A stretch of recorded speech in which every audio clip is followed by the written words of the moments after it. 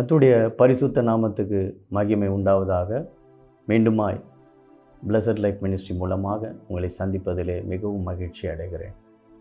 கர்த்தருடைய வார்த்தையிலே வல்லமை உண்டு, கர்த்தருடைய வார்த்தையிலே அதிகாரம் உண்டு, கர்த்தருடைய வார்த்தையிலே அற்புதங்கள் உண்டு, கர்த்தருடைய வார்த்தையிலே அதிசயங்கள் உண்டு, கர்த்தருடைய வார்த்தையிலே ஆலோசனை உண்டு, கர்த்தருடைய வார்த்தையிலே சமாதானம் உண்டு, கர்த்தருடைய வார்த்தையிலே விடுதலை உண்டு. இந்த நாளிலும் கூட விசேஷித்த தலைப்பில் நம் கர்த்தருடைய வார்த்தையை தியானிப்போம். 1000 வருடம் அரசாட்சியை குறித்து நாம் பார்ப்போம். இப்போது இருக்கிற காலகட்டத்தில் இரும்பும் களிமண்ணுமான ஒரு அரசாட்சியை நம்ம பார்க்குறோம் பிரியமானவர்களே. இதை குறித்து தானியேல் தீர்க்கதரிசன புத்தகத்தில் நம்ம வாசிக்கிறோம். எந்த அரசாங்கம் எடுத்தாலும் ஒரு நிலையில்லாத அரசாங்கம் உள்ள ஒரு சூழ்நிலையை நாம் பார்க்கிறோம் பிரியமானவர்களே. எங்கே பார்த்தாலும் அரசியல் சூழ்நிலையில் பிரச்சனை, பல குழப்பங்கள், அரசாட்சி நீடிப்பதில்லை, இப்படி பல குழப்பங்களை நாம் பார்க்கிறோம். வேத புத்தகத்தில் சொல்லப்பட்ட ஒரு அரசாட்சியை குறித்து நாம் பார்க்கிறோம். அதுதான் 1000 வருடம் அரசாட்சி.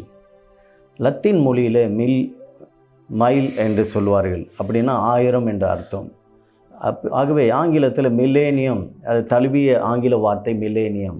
ஸோ மில்லேனியம் என்றால் 1000 வருடம் என்ற அர்த்தம் பிரியமானவர்களே.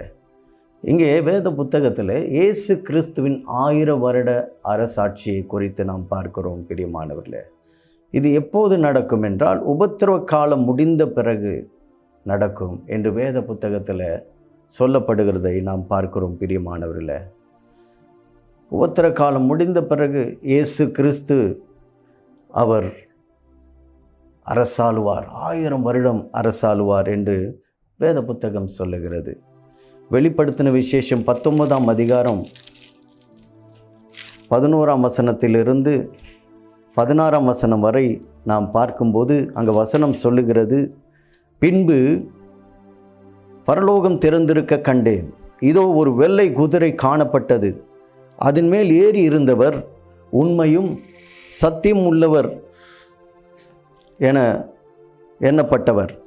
அவர் நீதியாய் நியாயம் தீர்த்து யுத்தம் பண்ணுகிறார்.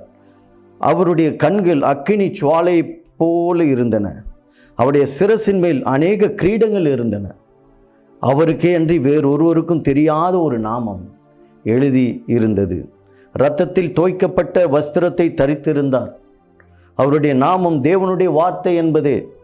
பரலோகத்தில் உள்ள சேனைகள் வெண்மையும் சுத்தமான மெல்லிய வஸ்திரம் தரித்தவர்களாய் வெள்ளை குதிரையின் மேல் ஏறி அவருக்கு பின் சென்றார்கள். புறஜாதிகளை வெட்டும்படிக்கு அவருடைய வாயிலிருந்து கூர்மையான பட்டயம் புறப்படுகிறது. இரும்பு கோலால் அவர்களை அரசாளுவார். அவர் சர்வ வல்லமையுள்ள தேவனுடைய உக்கிர கோபமாகிய மதுள்ள ஆலையை மிதிக்கிறார்.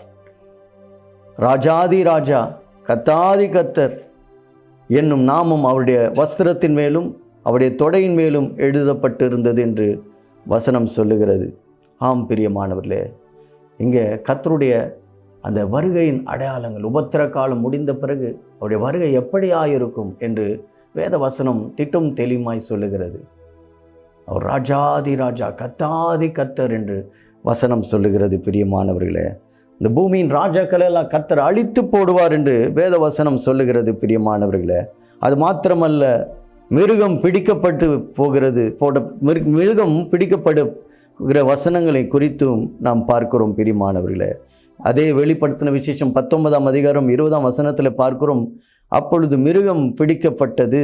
மிருகத்தின் முன்பாக செய்த அற்புதங்களால் அது முத்திரை தரித்தவர்களையும் அதன் சொரூபத்தை வணங்குகிறவர்களையும் மோசம் போக்கின கள்ள தீர்க்கதரிசியும் கூட பிடிக்கப்பட்டான்.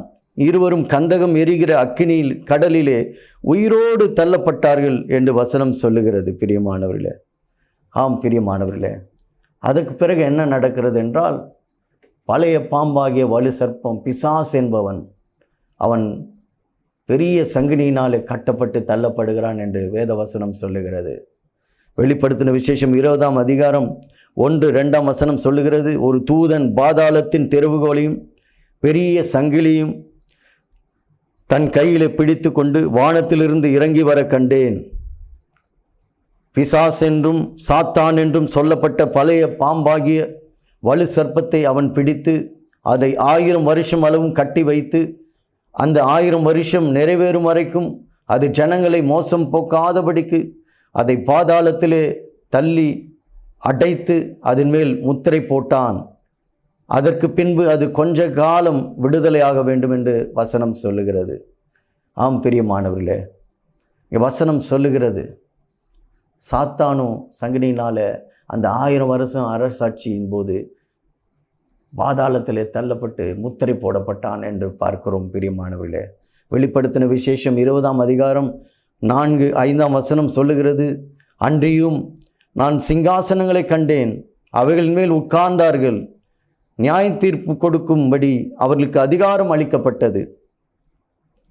இயேசுவை பற்றிய சாட்சி நிமித்தம் தேவனுடைய வசனத்தின் நிமித்தம் சிரச்சேதம் பண்ணப்பட்டவர்களுடைய ஆத்மாக்களையும் மிருகத்தையாவது அதன் சொரூபத்தையாவது வணங்காமலும் தங்கள் நெற்றியிலும் தங்கள் கையிலும் அதன் முத்திரையை தரித்து கொள்ளாமலும் இருந்தவர்களையும் கண்டேன். அவர்கள் உயிர்த்து கிறிஸ்துவுடனே கூட 1000 வருஷம் அரசாண்டார்கள் என்று இந்த வசனம் சொல்லுகிறது. பிரியமானவர்களே, மரணம் அடைந்த மற்றவர்கள் அந்த 1000 வருஷம் முடிவு அளவும் உயிரடையவில்லை. இதுவே முதலாம் உயிர்த்தெழுதல் என்று வசனம் சொல்லுகிறது. பிரியமானவர்களே, ஆம் பிரியமானவர்களே, 1000 வருட அரசாட்சியில் பங்கு பெறுகிறவர்கள் மிகவும் பாக்கியவான்களாக இருப்பார்கள். பிரியமானவர்களே, இந்த பூமியில் நம்ம பார்க்குறோம், எங்கே பார்த்தாலும் பஞ்சம், எங்கே பார்த்தாலும் கொள்ளை நோய்கள், எங்கே பார்த்தாலும் வறட்சிகள், எங்கே பார்த்தாலும் ராஜ்யத்துக்கு விரோதமாய் ராஜ்யம் எழும்பி போர் சூழ்நிலை காணப்படுகிறது. வானத்தில் அடையாளங்கள் காணப்படுகிறது. இயற்கையின் சீற்றங்களை பார்க்கிறோம். பூமியின் அழிவை அநேக இடத்துல நம்ம பார்க்கிறோம். ஆனால் அந்த 1000 வருட அரசாட்சியில் ஒரு பெரிய சமாதானத்தை கர்த்தர் காண்பிக்கிறார். பிரியமானவர்களே, மகிழ்ச்சியை காண்பிக்கிறார். பிரியமானவர்களே, ஏசாயா தீர்க்கதரிசியின் புத்தகம் 11ஆம் அதிகாரம் 6 முதல் 9ஆம் வசனம் சொல்லுகிறது, அப்பொழுது ஓநாய் ஆட்டுக்குட்டியோடே தங்கும், புலி வெள்ளாட்டி குட்டியோடு படுத்து கொள்ளும், கன்றுக்குட்டியும் பாலசிங்கமும் காளையும் ஒருமித்திருக்கும், ஒரு சிறு பையன் அவைகளை நடத்துவான், பசுவும் கரடியும் கூட மேயும், அவைகளின் குட்டிகள் ஒருமித்து படுத்து கொள்ளும், பால் குடிக்கும் குழந்தை விரியன் பாம்பு வலையின் மேல் விளையாடும், பால் மறந்த பிள்ளை கட்டுவிரியன் புற்றிலே தன் கையை வைக்கும் என்று வசனம் சொல்லுகிறது. ஆம் பிரியமானவர்களே, அதே வசனத்தில் நாம் பார்க்கிறோம், அங்கே அந்த வரிகளில் பால் சிங்கம் மாட்டை போல வைக்கோலை தின்னும் என்று வசனம் சொல்லுகிறது. ஆம் பிரியமானவர்களே, எனக்கு அருமையானவர்களே, இதை பார்க்கும்போது எவ்வளவு மகிழ்ச்சியாக இருக்கிறது. அந்த 1000 வருட அரசாட்சியில் நீதி இருக்கும், சமாதானம் இருக்கும், மகிழ்ச்சி இருக்கும், மக்கள் எல்லாரும் சந்தோஷமாக இருப்பார்கள். அப்படிப்பட்ட அரசாட்சியை தான் கர்த்தர் இந்த 1000 வருட அரசாட்சியிலே கொடுக்க விரும்புகிறார். இதை குறித்து தான் இங்கே தீர்க்க தரிசன வசனமாய் நம்ம வாசிக்கிறோம். பிரியமானவர்களே, மீகா புத்தகம் 4ஆம் அதிகாரம் 4ஆம் வசனத்தில் பார்க்கிறோம், அவன் தன் திராட்சை செடியின் நிழலிலும் தன் அத்தி மரத்தின் நிழலிலும் படுத்து ஆள் இல்லாமல் உட்காருவான் என்று வசனம் சொல்லுகிறது. பிரியமான, பயப்படுத்துவார் இல்லாமல் உட்காருவான் என்று வசனம் சொல்லுகிறது.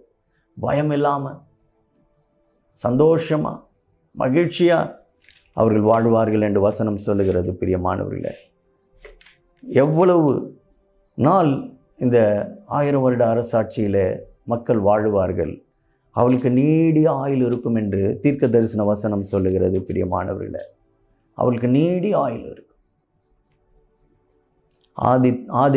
ஆதி ஆகம புத்தகத்தில் பார்க்கும்போது மெத்துசலா எவ்வளவு ஆண்டு வாழ்ந்தார் என்று பார்க்கிறோம். நோவா எத்தனை நூற்றாண்டு வாழ்ந்தார் என்று பார்க்கிறோம்.